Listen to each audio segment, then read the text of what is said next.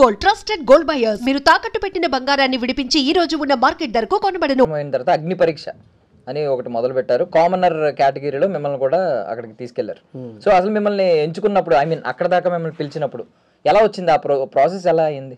అది ఇక మన ఈ మధ్యకాలంలో నా ఈ చిన్న చిన్న పాటలు ఇక నా ఇటువంటి ఈ తెలంగాణ యాసలో ఈ మాటలు ఇవన్నీ బాగా ఈ ఇన్స్టాగ్రామ్లో బాగా వైరల్ అవుతున్నాయి. ఇక అట్లా ఈ అందరిలాగా నేను కూడా అప్లై చేసుకున్నా. అది రీసెర్చ్ చేసుకున్నా, వీడియో చేసి. ఇంకా అట్లా ఇక మనకు వస్తుంది ఏదో ఇక అన్నట్టుగా ఇక చిన్నగా ఇది చేస్తే అది ఫోన్ చేసి రాళ్ళు ఇట్లా మేము పలానా బిగ్ బాస్ నుంచి ఫోన్ చేస్తున్నాం క్రికెట్ సంగతి అని. అట్లనా ఇక అని ఇక నేను ఆయన షూట్లోనే ఉన్నా, నువ్వు జూమ్ కాల్కు రా అని ఒక మేడం ఫోన్ చేసింది. ఇక సరే అని గంట తర్వాత నేను షూట్లో ఉన్న తల్లి అని గంట తర్వాత ఇక జూమ్ కాల్ పోయినాం. ఇక మాట్లాడింది, అన్ని అడిగింది, ఇచ్చులు కచ్చకాయలు అడిగింది. ఇక అది ఇది ఇట్లా అట్లా ఇక నీకు ఇక రకరకాలుగా అడిగింది అనుకో. అది ఇక చెప్పినా అయింది పోయింది. తర్వాత మళ్ళీ గ్రూప్ డిస్కషన్ ఉంటుంది, మళ్ళీ రావాలని ఏదో మెయిల్కి పంపించారు, మెసేజ్ పంపించారు, మళ్ళీ రావాలంటే మళ్ళీ పోయినా. గ్రూప్ డిస్కషన్లో కూడా సెలెక్ట్ అయినా. ఇక ఆఖరికి వస్తాక అగ్ని పరీక్ష దాకా పోయినా. సో ప్రోమోలో ఫస్ట్ ప్రోమోలో మీరు కనిపించారు, అది పట్టుకుని వేలాడుతూ కనిపించారు. తర్వాత చూస్తే మళ్ళీ ఇలా బయట కనిపిస్తున్నారు. అంటే మేము కొంచెం ఆనందపడ్డాం. చాలా మంది మీ మీద ఆర్టికల్స్ కూడా రాశారు. నర్సయ్య తాత బిగ్ బాస్ హౌస్లో కనిపించాడు, వావ్ ఆల్ ద బెస్ట్ అని చెప్పి, కంగ్రాచులేషన్స్ అని చెప్పి మీ విషెస్ చెప్పేలోపు మీరు మళ్ళీ బయట కనిపించారు. ఏంటి ఈ మధ్యలో ఏం జరిగింది? అంటే బిగ్ బాస్ అగ్ని పరీక్షలో అడిగిర్రు, ఏంది నువ్వేం చేస్తావు అంటే, నేను ఒక ఆటగాన్ని, నేను ఒక పాటగాన్ని, నేను ఒక మాటగాన్ని, ఏది కానీ అన్నారు.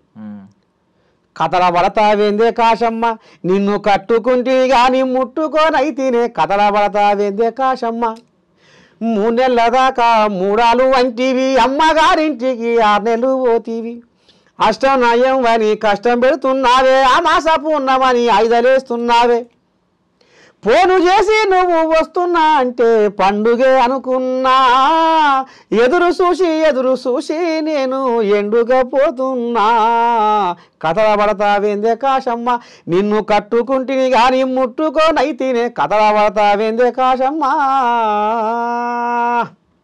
కొత్తగా పెళ్ళి అయింది. ఇక పిల్లగానికి ఎన్ని ఉంటాయి బామరు, ఒక పెళ్ళాన్ని చూసుకోవాలి, ముచ్చట పెట్టుకోవాలి, ఉండదు ఆ ప్రేమ. ఓ జాడి ఇస్తాని ఆ అమ్మగారింటి కానీ అండబెట్టింది.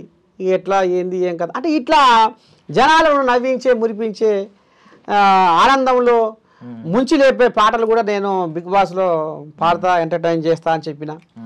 ఇక ఇంకా బాగా ఏం నవ్వేయగలుగుతావు నువ్వు అని అన్నది. ఎట్లా నువ్వు వీళ్ళని నవ్వించాలి, ఎట్లా నవ్విస్తావు అన్నది. ఓ ఫేస్బుక్, మా ఫేస్బుక్ విశ్వానికే అయినావు నువ్వు పెద్ద దిక్కు, సంచార జీవిగా దేశాలు తిరిగేవు, ప్రచారకర్తగా ప్రపంచం చూపేవు, జగమంతా మా జేబులో పెట్టి అరచేతిలో కలియుగం అంత కళ్ళ చూపిస్తావు ఫేస్బుక్. ఇక మరి కనుకనేవి ప్రధానమంత్రి అయినా, ముఖ్యమంత్రి అయినా, కొలువు చేస్తోడైనా, కూలి చేస్తోడైనా ఒక్క రోజు కనుక నిన్ను చూడకుంటే ఏదో పోగొట్టుకున్నట్టు, ఏమో పారేసుకున్నట్టు, కడుపులో ఒకరే గాలిగా ఇడుపు కూసుంటారు చిన్నబోయి, నిన్ను చూడకుండా ఉండలేరే ఫేస్బుక్, నువ్వు లేకుండా బతకలేరే ఫేస్బుక్ అని ఈ రకంగా మొదలుపెట్టి ఆఖరికి వస్త్రకాలు ఏమన్నా తాత అంటే, పొద్దుగాలు లేచి నర్సయ్య తాత ఏం చేయాలి, బాయికాడికి పోవాలి, నా ముసళ్ళు ఏం చేయాలి, లేచి ఇక పొయ్యి అంటు పెట్టి ఇంత చాయ్ సుక్కు అదో ఏదో పెట్టాలి, తాగిపోతా, లేకపోతే ఇంత గట్టుకైనా కాయాలి, తినిపోతా.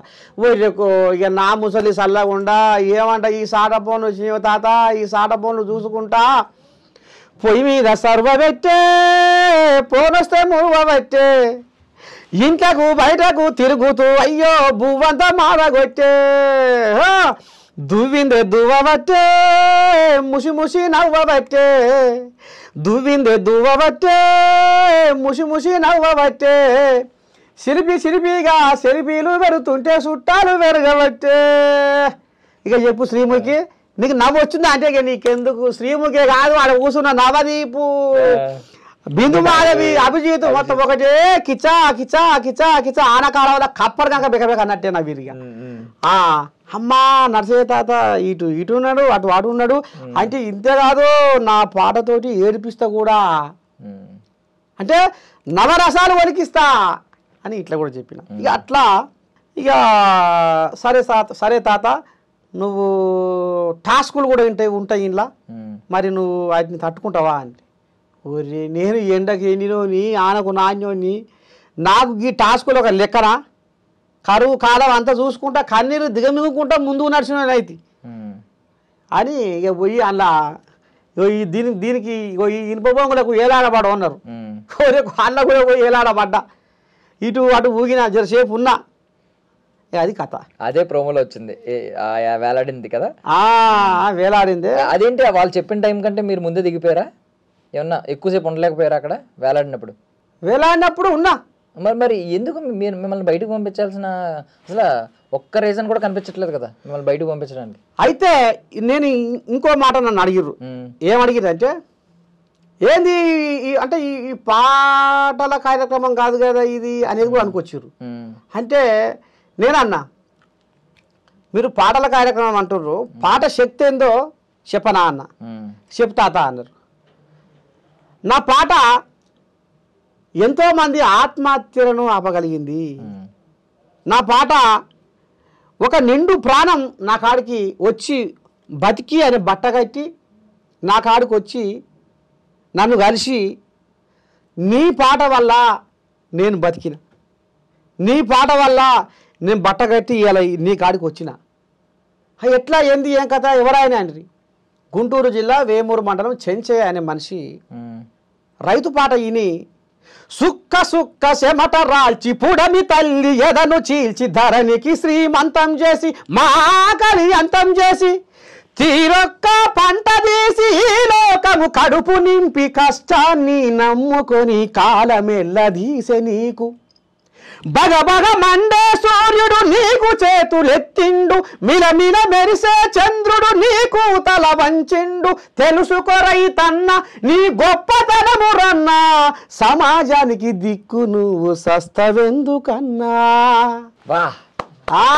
అసలు అదిరిపోతుంది ఆ పాటలు అంటే నిజంగా చదువుకున్నాడు ఈ తెలుగు సాహిత్యం మీద పిహెచ్డి చేసిన వాళ్ళకి కూడా ఇన్ని పదాలు ఇంత దాన్ని ఏమంటారు ఇలా కంపోజ్ చేయడం అనేది కష్టం హబ్బ తాత కానీ భలే ముచ్చట చేసేవే పిహెచ్డి తెలుగు పిహెచ్డి చేసిన వాళ్ళు కూడా ఇట్లా అసలు అంటే ఆ పదాలు ఎతి ప్రశ్నలు అక్కడ కలపరేమో అనేది నువ్వు అంటున్నావు అయితే ఒకప్పుడు నేను గొర్రె కాస్తప్పుడు నీల నరసింహ ఈయనే గొర్రె కాసుకుంటా పాటలు పాడతా అంటుండు గొర్రె కాసేవానికి ఏం సాహిత్యం వస్తుంది అని ఎగతాలు చేసిరు తాత అవమానపరిచిరు ఎన్నో ఒక చిన్న చిన్న మీటింగ్ల కాడు పోయి నేను పాట రాసుకొచ్చిన ఒక పాట పాడతా సారు బతిలాతే నీకేం పాటలు వస్తాయి ఏం పని లేరా నీకు గొరకాడి పోక ఓ అమ్మ అట్లా కొన్ని సార్లు దూరం పోయేది మాది యాదాద్రి జిల్లా రామన్నపేట మండలం లక్ష్మాపురం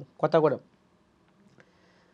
నాడు నల్గొండకు పోయేది పాట మీద నాకు అంత యాద ఊకోనేకపోయేది పాట ఏదో ఒకటి నాకు కనిపించిందల్లా ఏదో ఒక పాట రూపంలో మనసులో మెదులుతూనే ఉంటుంది నాడు నల్గొండకు నాడు భువనగిరికి చుట్టుపక్కల అంతా తిరుగుతుండేది నాడు నేను గొర్రకాడు కూడా ఎగ్గొట్టి ఏమన్నా కానీ ఇలా గాడో మీటింగ్ ఉందట పోయి ఆడ పాట వాడే రావాలి ఏమన్నా కానీ వాళ్ళకు దండం పెట్టి ఒక్క అవకాశం ఈ సారు అని పాట వాడే వస్తా అని అట్లా ఆ రకంగా నేను గొర్రెలకు నాడు మా అయ్యకు ఏదో ఒకటి చెప్పి పోయేది ఆడిపోతే అవకాశం ఇవ్వకపోయేది అమ్మ ఇంత దూరం వస్తే తొవ్వకిరాయి వృధా అయిపోయాగారా దేవుడా శంకరా అని మళ్ళా వెనక మళ్ళీ వచ్చేది ఇట్లా కొద్ది రోజుల దాకా కొన్ని ఏళ్ళ దాకా పాటతో బాగా నలిగిపోయినా చాలామంది అవహేళన చేసిర్రు ఈడు ఏమన్నా మీటింగ్ అవుతుందంటే పలానాడు వస్తారా పక్క ఆడు వస్తారా గొర్రె ఇసిపెట్టి చక్కగా ఆడికి వస్తాడు పాడవార్త అని మన వెంటనే పాడతాడు ఇట్లా అయితే అప్పుడు నాకు ఒక ఆయనే